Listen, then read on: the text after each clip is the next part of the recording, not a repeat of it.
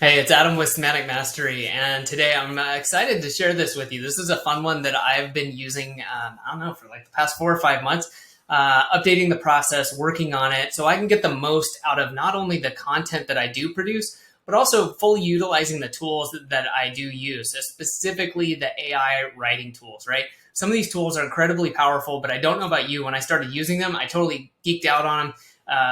Was having fun playing with it, but then I didn't really work it into any of my processes.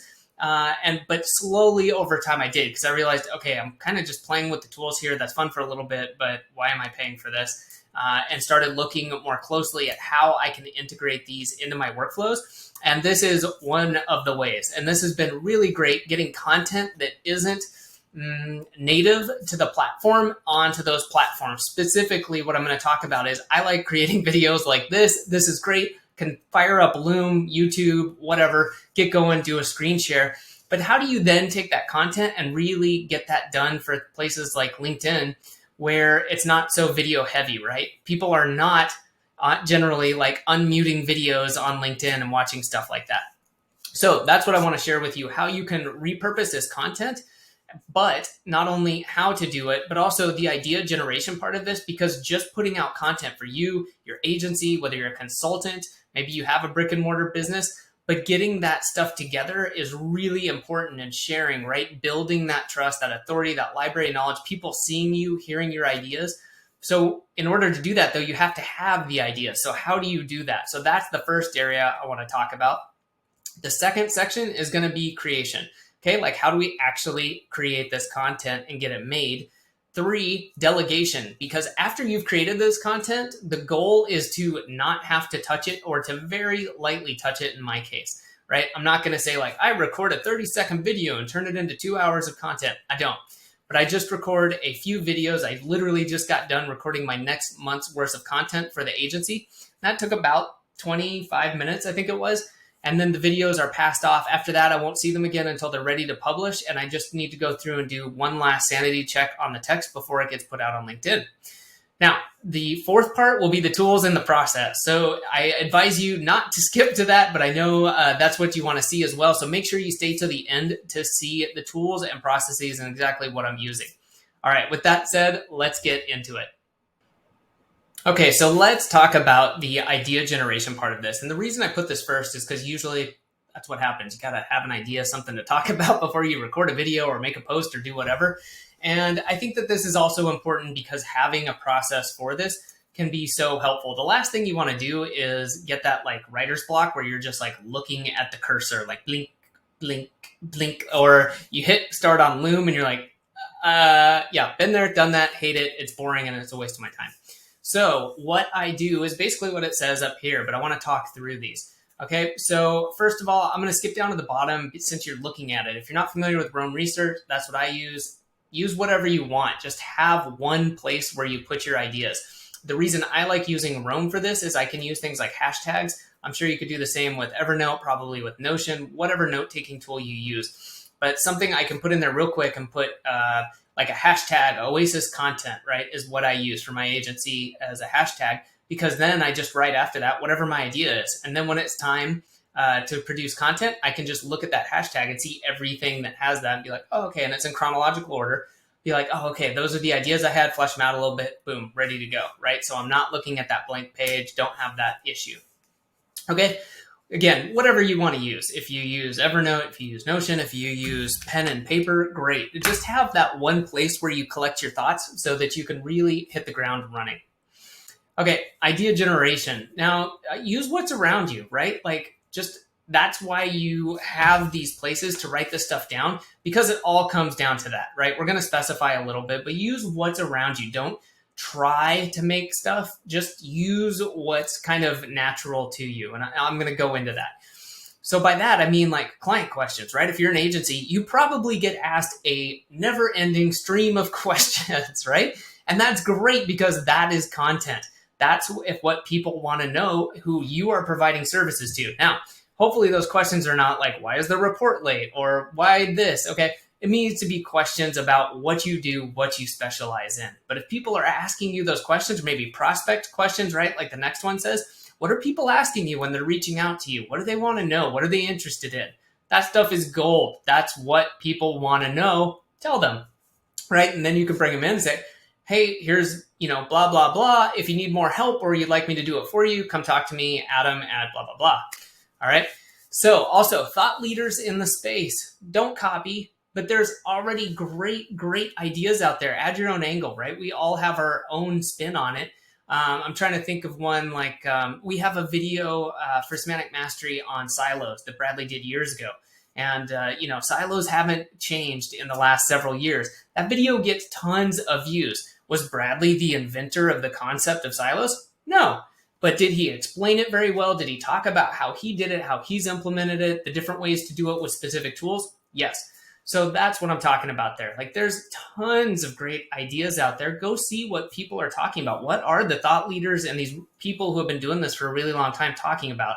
Because there's a reason they're talking about it. So look at it, make it your own, put it out there. All right, random ideas. I'm not going to discount this one. I think, occasionally we just have great ideas too, but that's why we need somewhere to write it down, keep track of this stuff, put it in there. Also, if you're going to be doing anything with video, by all means, use YouTube, right? It's the biggest video search engine. It's one of the biggest search engines. Get out there, type your stuff in, start seeing what autocomplete does, right? There's tools for this too, but I also just go to YouTube while I'm going to record some videos and to get an idea, at least for titles, things like that. Really helps me to generate some new ideas or maybe take an angle that I wasn't thinking of with a specific video. Okay, so that's going to wrap it up for idea generation. Hopefully this gives you lots of ideas of how you can do this. I really want to cement the idea, though, of having one place where you write this stuff down. Create a notebook, get Evernote, use Notion, use Roam, use Notepad, Google Docs, whatever it is. But make sure you have a way to quickly put ideas in there. So those are the two big things there. One place and quick. So, a shortcut on your phone, a shortcut or a bookmark on your desktop, things like that. So that when you have these ideas, right, you've got to be able to quickly put them somewhere. So then you can come back later and be like, oh yeah, cool. It's time to make these videos. Great. I got 20 ideas. I just need to cut it down to 5. Let's do this. All right. So I guarantee if you do that, you'll make your life a lot better and you'll be able to put out a lot more content. All right, here we go. So let's talk about actually creating these. And again, for these kind of sets of instructions, I'm just talking about creating video because that's what I like to do. And it is easy. And then it translates really well into other content. There are ways, of course, where you could go the opposite route, take something like audio or written word, turn that into videos. But I like that the videos feature me and that I get to produce them. It makes, for me, producing them much easier. And then from that flows a lot of this written content and these other things. So again, take this idea and then you can change it around to fit whatever you need. Okay, let's talk about this though, first of all. I harp on this a lot, but make it easy and simple, right? You can get fancy later. If you're not already doing this, don't set the bar up here that you've got to have, professional production quality, this, that, the other thing. If you're there where you have a team that can help you do that stuff or the funding available where it's like, hey, I can start up here, great, do it. But if you're an agency owner who's bootstrapping it, right? If you're a consultant, just get started because to me, it's more important. Just get the content and the habit going. And then you can get fancy later once you've kind of narrowed it down. And by narrowing it down, I mean, you're going to find out over time what people are responding to. You're going to understand your own flow. How do you like doing this? What do you want in the background? Do you care if there's weird stuff on your bookcase behind you and people see it? Finding all that out, just get started and then you can make these changes later. Don't find reasons to, slow it down and stop now. So for example, I literally earlier today was doing this, right? So there's me in my sweatshirt. I got my old tractor my grandpa gave me when I was a little kid up there. Great conversation starter, by the way, for Zoom calls. But this is it. It's not fancy. And all I do is give it the title I want before handing it off and delegating it, which we're going to get to here in section 3. But that's what I mean. I'm still at this point. I have someone clean it up a little bit if it's needed. Otherwise, I just do one take. If it's bad or I really screw it up, I'll, like I said, get it trimmed up a little bit.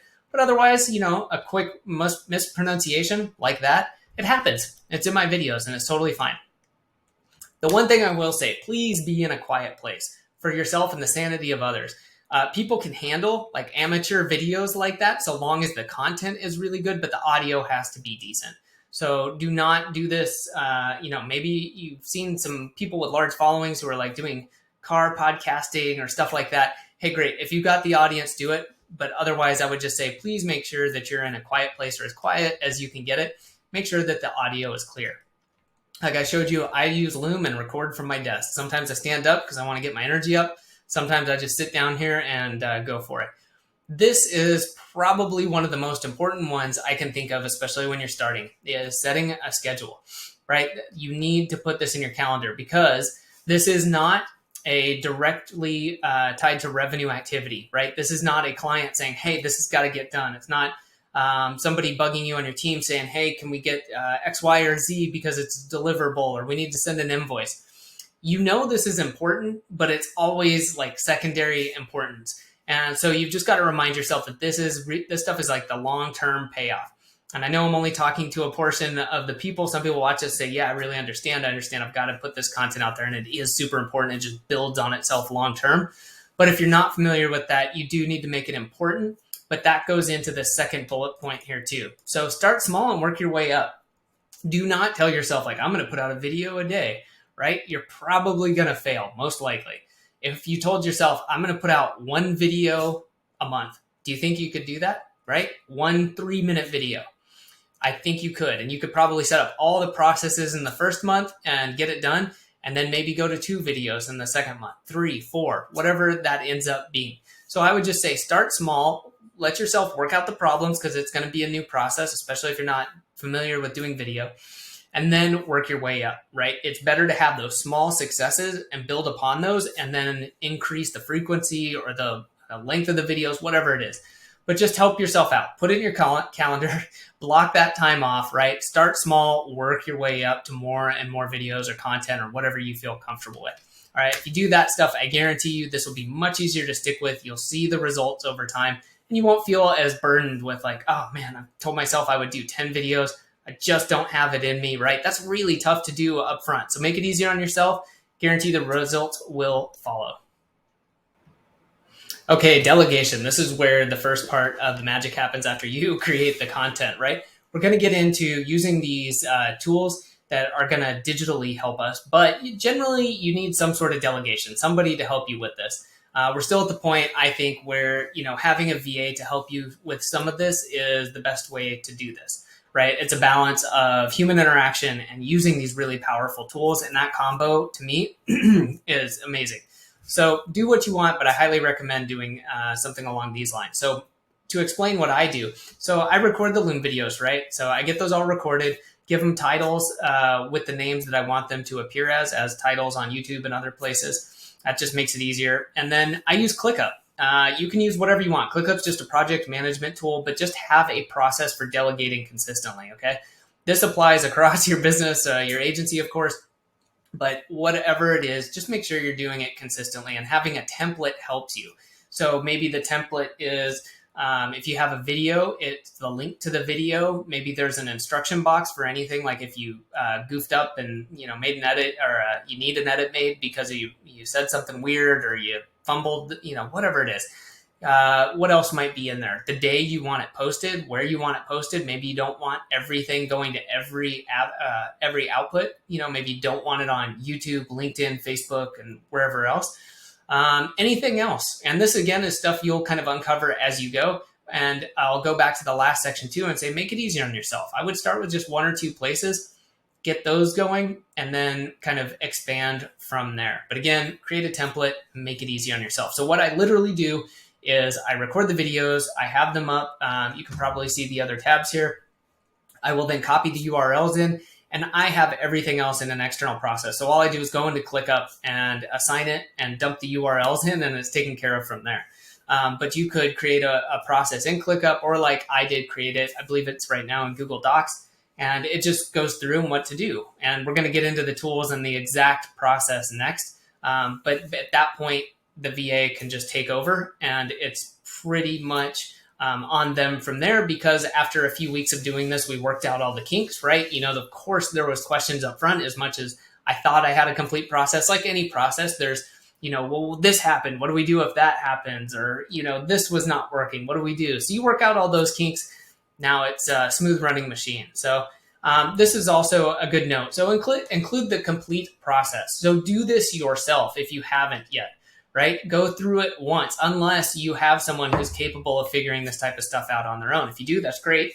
You can assign it to them, say, hey, why don't you create the process while you're at this? But I realize that, those are kind of two different types of people. So make sure it's complete, right? Don't hand an incomplete process off to somebody who maybe doesn't have the position or the understanding to go and create or flesh out a process if they're not able to, or hire someone with that expectation. And just say, understand the difference. And if you need to create the process, like I said, the best way to do it is do it yourself. So maybe the first time you create the video and then you say, okay, well, I'm going to need to get it transcribed. I'm going to need to, get this, get that. You just kind of write down what you're doing as you go. Again, like I keep notes here. I actually use Roam for the first type of processes like that. When I'm doing stuff, I just type it, write what I'm doing. And then from there, once I've done it again and again, or I figure it out, then I take it and put it into ClickUp. All right. So just want to make sure that this is clear. Use some delegation. This is going to save you a huge amount of time, and it's going to make sure that it gets done consistently, right? Because if you had any resistance to creating these videos in the first place, imagine the resistance you're going to feel when you're like, okay, well, now I need to go here and do this and do all this admin stuff, right? I've been there. I've done it. And the resistance is real. So give this to somebody else. This is money well spent. You can hire a VA at very low cost to take care of this stuff for you. All right, last but not least, let's see the tools and process, right? So let's have some fun with this. So here's the tools I use and kind of the steps of how this goes. And the reason I'm not providing a checklist is this could vary so widely depending on what tools you use and what process you want to lay out and where you're going to be posting it. But you can take this flow and do anything you want with it. So the very first thing I do is record it with Loom, right? We talked about this at the beginning. I've got my ideas. I'm ready to go. And I just record a few videos. Generally, in terms of length, this could vary widely depending on what you do, but I keep them pretty short, right? I want them to be snippets. I want people to watch and not, drop off. So I try to keep them between 2 to 5 minutes. It's really rough, but that's what I do. And just record them in Loom. Like I said, if I make a mistake and it's small, just keep going. If not, I'll re-record or have it edited. Then I take that, right? I add that into ClickUp, assign a task to a VA, where they have a process already written out because I went through and did this stuff the first time. And then now they can go through and they've helped improve it and all that.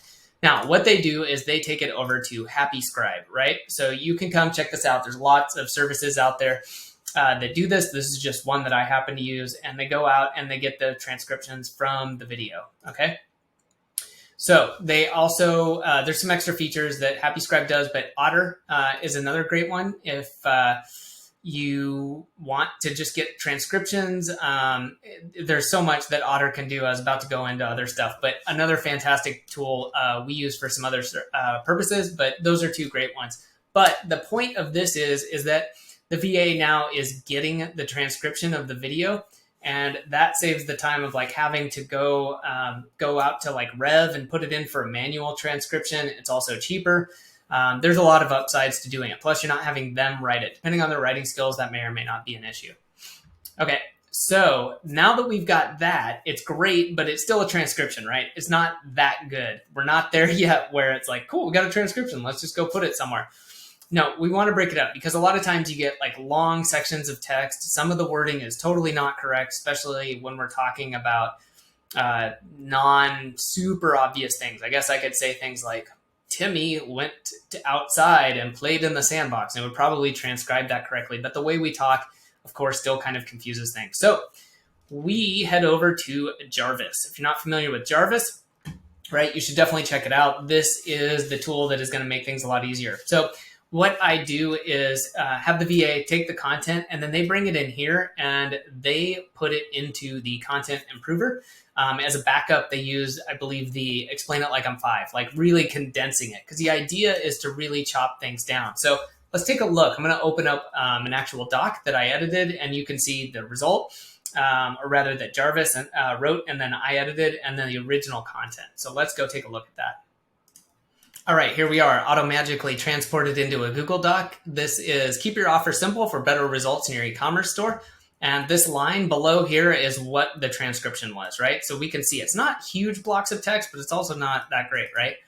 And we can see here, it just kind of goes on. That's long for a blurb type of a thing, right? I don't want to necessarily post this on LinkedIn. It's not like great for Facebook, but here's the result, right? How's that?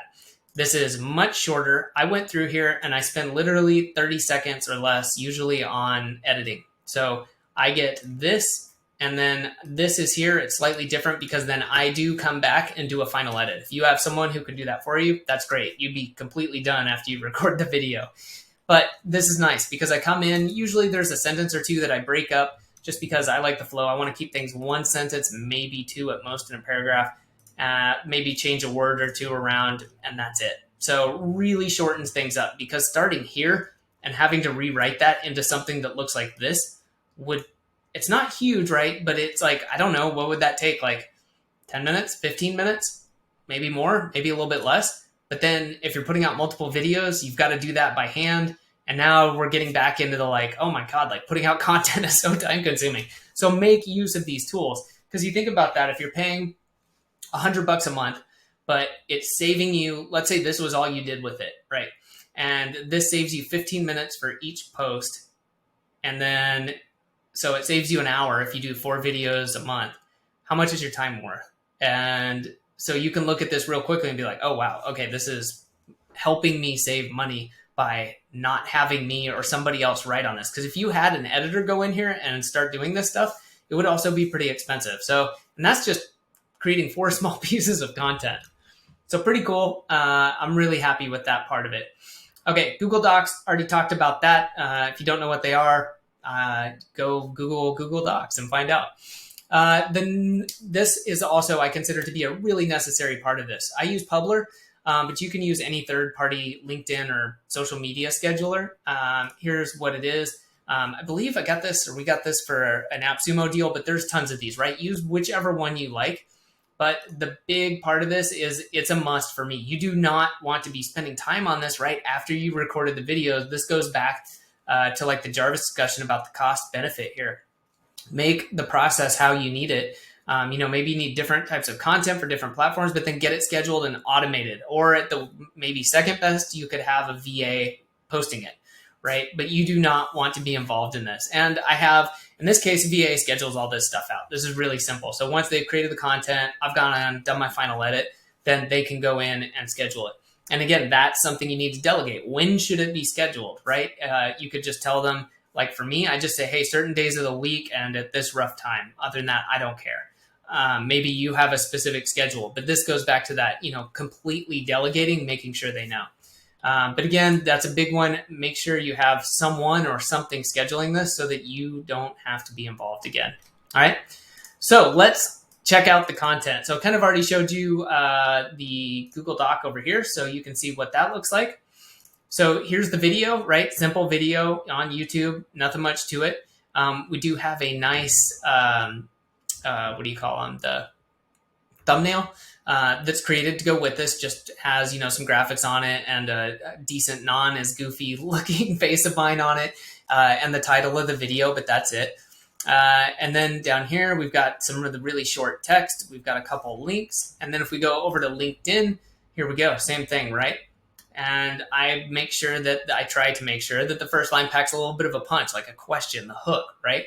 That's part of that editing. But it's nice because now we've got we've got a GIF going on in here, which is nice. We've got a link to the video. We've got a link back to the website. And we're keeping it short, right? This is way easier to read. People are highly likely to kind of glide through that on LinkedIn instead of those like blocks of text, right? And then over here, same thing. Got it posted on the website. Boom, nice big video. Sure, got the text too in case people need it. All right. So that, to me, I love it. This now takes me 30 minutes and I have videos coming out every week. I have blog posts being published. I have social media posts. I have LinkedIn stuff going out. And this really doesn't take me much time. So highly advise you do the same if you're looking to save time and put out some quality content, right? This is custom made content. I do take the time to write down my ideas. I do record these videos. I do share good content. But beyond that, getting that stuff taken care of and involving these AI tools that are just getting better every single day in this process is such a time saver, right? I don't have to go and hire an editor to rewrite this stuff. I can use a VA to do this stuff and not have to lean too heavily on myself or anyone else. I just go back and do some light editing after Jarvis has cleaned it up. So hopefully you can do the same. If you have any questions about this, please leave a comment or come to Hump Day Hangouts. If you're not familiar with Hump Day Hangouts, you can find us every Wednesday at 4 p.m. Eastern at semanticmastery.com/HD questions. And you can ask your questions there ahead of time. You can join us live. Just make sure you subscribe here on YouTube so you can stay up to date, because we do post those on YouTube as well.